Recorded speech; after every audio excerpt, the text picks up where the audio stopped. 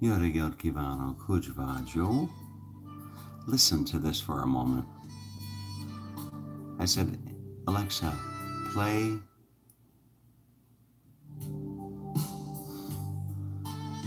I said, play Kenny G on iHeartRadio. And this piece elevates my soul.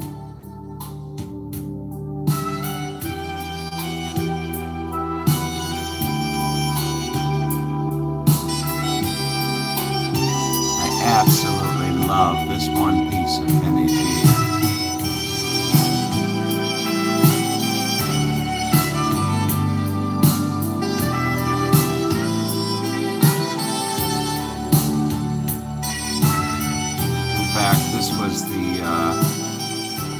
I believe this was the piece by Kenny G that when I went back home years ago to fix up my dad's house, I'd go up to the cross at the local church every morning and start my day, and I'd sit down with my legs crossed Indian style, and I'd bow my head and close my eyes and raise my palms, and I'd listen to this piece. I would listen to this piece by Kenny G, and say my morning prayer. It wasn't as much a morning prayer as it was a daily conversation with the Lord. I'd have a daily conversation with the Lord, and I would talk to God much as I would talk to a friend or talk to myself, for that matter. Interestingly enough, it was. I look back over the course of my lifetime. And when there were periods when I was growing up when I had nobody to play with, so to speak. And now as I look back over the course of my lifetime, hindsight is 2020, as I said in a recent video. As I look back over the course of my lifetime, it was those periods of isolation. It was those periods of loneliness that I nurtured my relationship with God. It was those periods. I was an altar boy back then. And yeah, being an altar boy, you would have these periods where, you would be on. I don't know if the word was on call or whatever, but when you were an altar boy, you would do your Sunday. You do your Sunday mass, of course. A local church, a big church, might have 4 or 5 masses on a Sunday, so you would be assigned one of the Sunday masses. But then you would work in rotating shifts as far as doing the altar boy thing during the week, and for like the 4 a.m. mass or whatever the hell the churches oftentimes will have a mass like at some ungodly hour, but I don't know. But anyway, but I was an altar boy for years, and I wanted to be a priest for so long, right up until the 4th grade, when I met Diane Schnook, and I was smitten. I was smitten with Diane Schnook, and I found out that priests can't get married. And I looked at Diane, and I looked at the church, and I looked at Diane, and I looked at the church, and then I looked at Diane. And I thought, no, I don't want to be a priest. But that's a true story. But I wanted to be a priest because my favorite uncle, my mom's brother, his name was Father Bob. Father Bob was a priest, and boy, what a wonderful, delightful man. Robert Sawhill was his name. Robert Sawhill, and boy, I really looked up to him. He was a priest in the, I want to say the Air Force, and he would blow into town unexpected. He would come into town and show up and just be so much fun, and I wanted to be a priest. But anyway, but being being an altar boy, you would go through these rotations, and these rotations you'd be on assignment, if you want to call it that, for a week, where you would have to go in every morning and do the and do the mass. Um, and so I the exposure, I had a lot of exposure to God. I would sit there or stand there at the stand or kneel, stand, kneel, stand, kneel, kneel, stand, sit, kneel, stand, kneel, sit, stand. Yeah, I think that's how it went. Something like that. You go to church. It's been a little while since I've been to church. I forget the sequence. If it's kneel, stand, kneel, sit, stand, kneel, stand. I don't remember the sequence, but but anyway, I'm just teasing. That's what it seems like when you go to a Catholic mass, but. Anyway, so I would be up there on the altar, and they had this large large cross with Jesus on it, and hanging there on the cross, and so God always had a presence in my life right from the early stages. God was always there. So when I spent those times in isolation, with nobody to play with, it was during those times that I nurtured my relationship with the Lord. And so when I'm out and about and traveling, or even here for that matter, I never have the sense that I'm totally alone, because there's always that sense that I'm with the Lord, so to speak. But Skip Smith is probably watching this thinking, what the fuck? Good old Skip Smith. He hasn't gotten over the pony comment, where I said I ride Skip Smith like a pony. Poor Skip Smith. He still hasn't gotten over that comment. He thinks everybody out on YouTube thinks that him and I are gay. And not that there's anything wrong with that, but we're not gay. But anyway, so back to the the story of the isolation and the loneliness and what have you. I had a conversation with a client earlier this week, and it kind of set the tone. It kind of left a cloud hanging over me for the. It left a cloud hanging over me for the better part of the duration of this week. And the conversation was with this gentleman that's been not only a client, most of my clients, a good portion of my clients, not all of them, but there's a good portion of my clients that I develop a really deep personal relationship with. There are probably the better part of half a dozen to a dozen of the several dozen clients that I have that I have a very personal, oftentimes intimate relationship with. I use the word intimate now, and I'm thinking, what the hell is Skip Smith thinking when I say I have an intimate relationship with my clients? Some of my clients, no, not not that way, but anyway, so I was talking to one of my clients the other day that I've known for years, and not only have I known him, but I've known his mother. I've known his extended family. As a matter of fact, for all intent and purpose, I was a part of his family and extended family for years. Thanksgiving dinners and summer barbecues and hanging out on the Russian River and what have you. And the other day I called him to see how he was doing, and and keep in mind, this guy he's a big burly guy. I mean, he's a big guy, and kind of a biker dude, with the long ponytail and what have you. And he said, "You heard about Mom, didn't you?" And I said, "Well," I said, "the last time I talked to you, she was going into surgery after Christmas for cancer."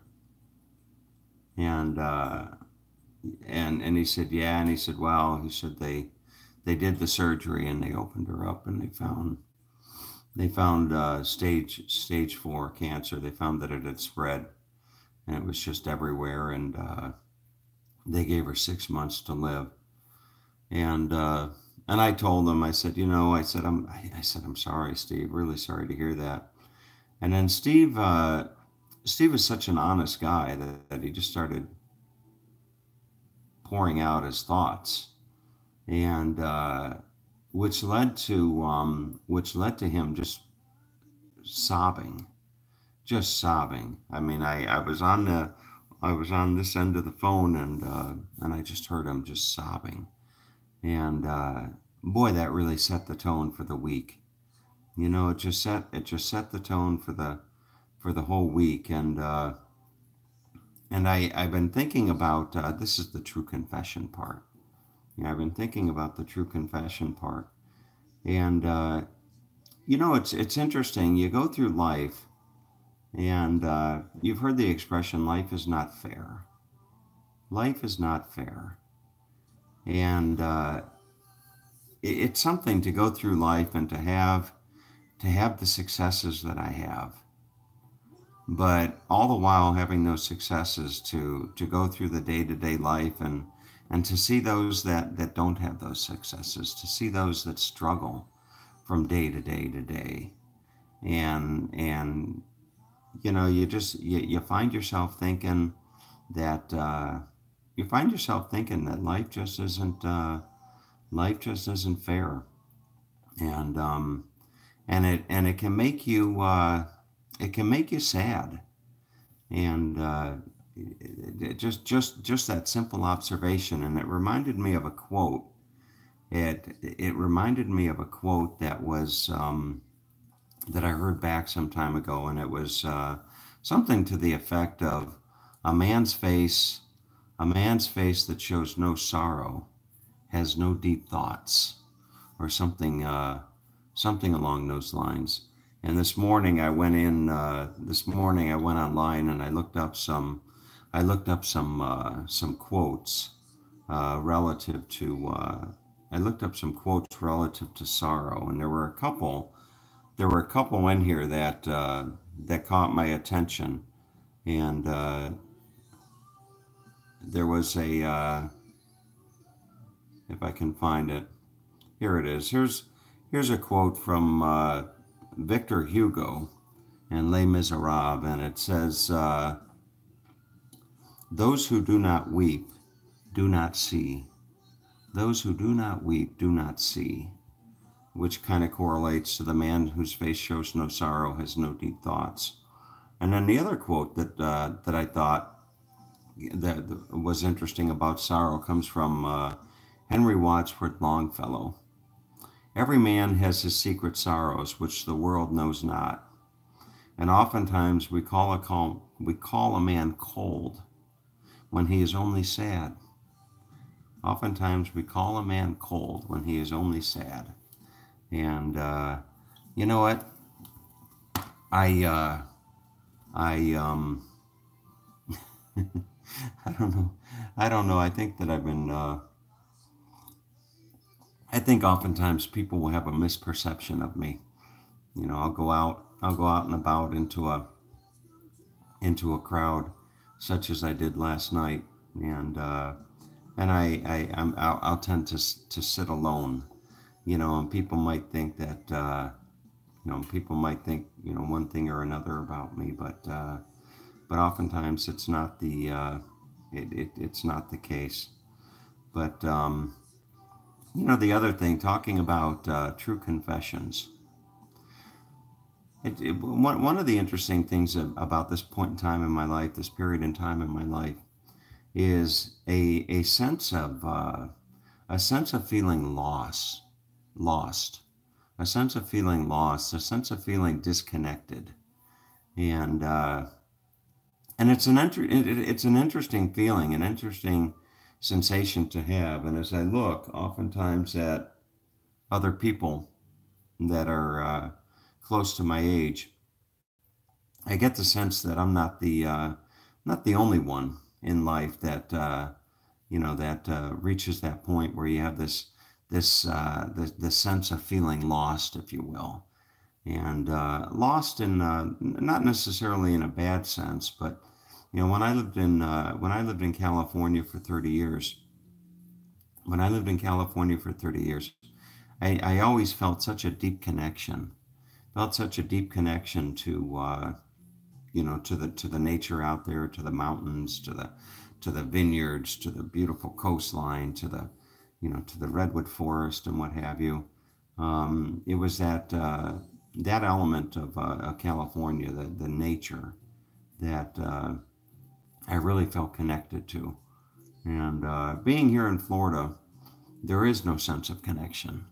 There's no sense of connection whatsoever. Being here in Florida,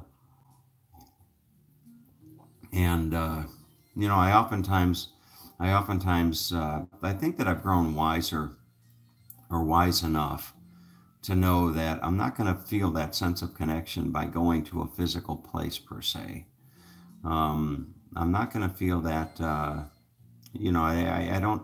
The other day I was messaging with the woman from Australia who who is a school teacher, and she said in a message something to the effect of, I just got a massage. All the stressors are just killing me. I just want to sell everything, and I just want to move. I just want to travel, or something like that. And and I don't think that going someplace, insofar as searching. My mother once told me, the reason I travel so much is that I'm looking for something, or I'm searching for something.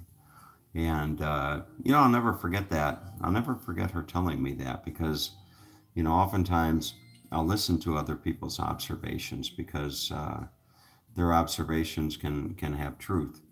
And not that my mother's did or didn't, but as far as going someplace, to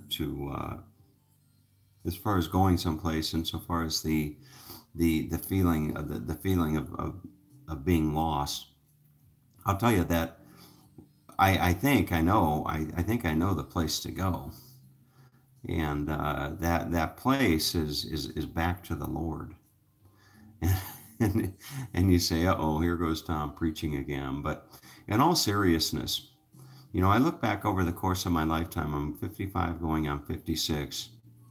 And it was there's a book in the Book of Questions that, if you could go back in your life to one 3-year period, what 3-year period did you experience the most personal growth and enjoyment or fulfillment? What 3-year period? If you could go back into your life to one 3-year period, any one 3-year period, what would it be?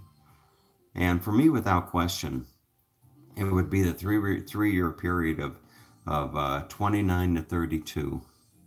29 to 32. It was 29 when I found the Lord, and the growth that I experienced, the growth and the joy that I experienced during that 3-year period of my life was beyond anything that I had experienced up until that time, and beyond anything that I have experienced since that period of time.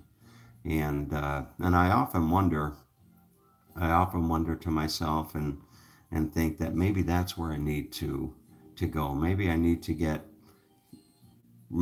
go back to being closer with God than I am now, and maybe that will bring in the feeling of fulfillment, if you will. I think there's something to be said. The closer the relationship with with God, the better off you are. And it doesn't have to be a. I'm not necessarily talking about a Christian God. It's whatever God of whatever faith you may practice. But anyway, so that's those are the deep thoughts. That's one of the confessions. That's one of the confessions. The other confession is, there are so many times that I go through my days that I find myself missing Yane, interestingly enough. And that's not to say that I want to pick up the phone and say, let's get back together or what have you. But, I just know that, I just know that I like to travel. I like the freedom that being single affords me, and that's why that relationship didn't stay the course, so to speak. But that's another confession. So anyway, that's about it for today. Sorry if I'm not my normal upbeat, happy-go-lucky self, but next week I will be. Next week at this time, it'll be about 11 o'clock in the morning, and if things go as planned, I will be pulling into Aveiro, or something like that. Aveiro. Ave like avenue. Aveiro, Portugal. Aveiro, Portugal. So I land in Portugal on Friday morning. I'm going to grab myself a hotel somewhere downtown, and then Saturday morning I'm going to pick up a rental car, and in doing so, then I'll pick up Sylvania, maybe her daughter too. She's got a wonderful daughter that's 15, and I may just pick up a rental car and go up and rent a place in Aveiro for Saturday and Sunday night, returning back to Lisbon on Monday. I hear it's a nice city. I hear it's a nice city with gondolas and beautiful, colorful buildings and what have you.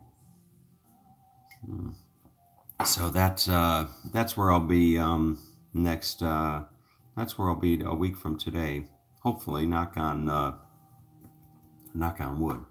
I'll be there a week from today. So that's about it. I don't think I can play Jeopardy on the weekend. Let's see. Alexa, play Jeopardy.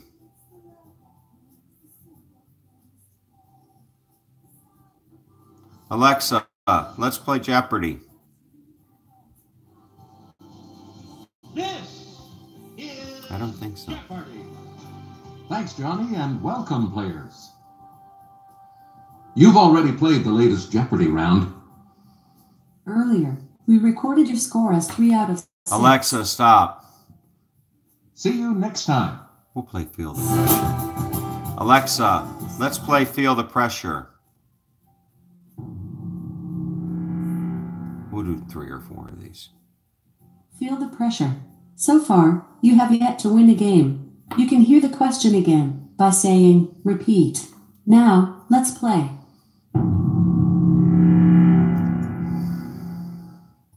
Level 1. Feel the pressure.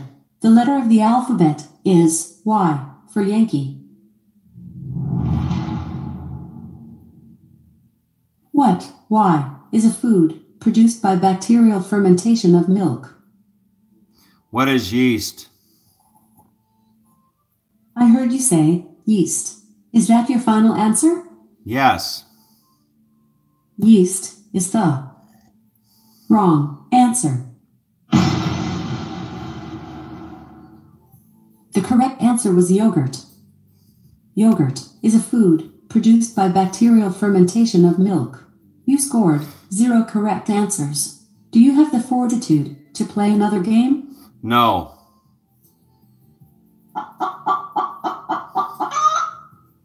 Why not play our sister? Not the way I want it to go out. So anyway, we'll do our high hope. Okay. The best is yet to come. The best is yet to come. The rest of your life should be the best of your life. You have the power to make it so. Look up and ahead. Remember, whatever stage you're at, it's not your final destination. Is that a great quote? Is it interesting how you can like just pick up a book and it kind of correlates with your thought for the day? Let's read that again. The best is yet to come. The rest of your life should be the best of your life. You have the power to make it so. Look up and ahead. Remember, whatever stage you're at, it's not your final destination. So what a wonderful quote that is. And the quote comes from Federico Fellini, 1920 to 1993. There is no end. There is no beginning. There is only the infinite passion of life. There is no end. There is no beginning. There is only the infinite passion of life. So anyway, with all that being said, time to get on with my day. And, interestingly enough, yesterday I was talking about struggling with this implementation of a license plate, a license plate lookup, and looking up license plates or looking up vehicle information given a license plate number. And lo and behold, my client was able to put his fingers on something, and I say that because he's got connections in the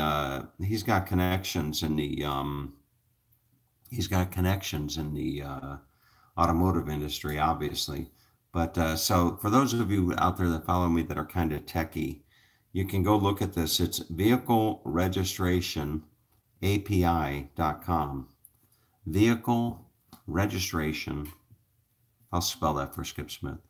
Skip, it's REGISTRATION. Vehicle registration API, like Apple, Pineapple, India. Vehicle registration API. So we found the thing to do it, and it should be pretty cool. But I called one of my other clients, and he said, every auto shop has a software, point of sale system or whatever, that you can type in a license plate and get that information. So I don't know why you need some third-party service to look it up for you. But anyway, the reason that I do need that is because when they go to the website, they fill in the form, they put in their license plate, they look up the vehicle. I can then record the VIN number in the database with the quote request. So when somebody goes to request a quote for a price or an estimate, I now have a VIN number associated with that quote. And then I can write software that will cross-match the quotes in the database with the repair orders in the shop's computer. I can just do a cross-reference to see which ones resulted in a sale. But anyway, and then when I find the ones that match, then we can automate sending out review requests. So that's probably more information than you need or want to know. But let's see what the weather's like up there where Harry is in Belfast. Alexa, what's the weather in Belfast, Ireland? Sorry, I didn't get that location. Alexa, what's the weather in Belfast? In Belfast, Maine, it's 4 degrees Fahrenheit with Belfast, mostly Maine. clear skies. Well, Henry, you just have to put it in the comments. Today, Alexa, clouds. stop. You just have to put it in the comments what your weather is, okay? So have a great day, everybody. It's my dad. Speaking of which, my dad's legacy. Boy, last night I was walking out of the tiki bar, and this gentleman called me over, and he said, "Aren't you the guy that goes to Hungary all the time?" And I said, "Yeah." And this was a guy probably in his 60s, a really wonderful man named Peter. And he goes, "Boy," he goes, "I loved your dad." Your dad was such a wonderful guy. I used to talk to him in the library all the time. He was in there. He was always like a fixture. He'd be in there every morning, just like clockwork. And I'd come in and bring in books. He goes, I'd love to read, and I'd bring in a bunch of books that I'd read to drop them off for other people. And boy, him and I would always start talking. And what a delightful guy your dad was. So boy, you know, my dad's legacy lives on. Anyway, so his dad would say, "I love you all."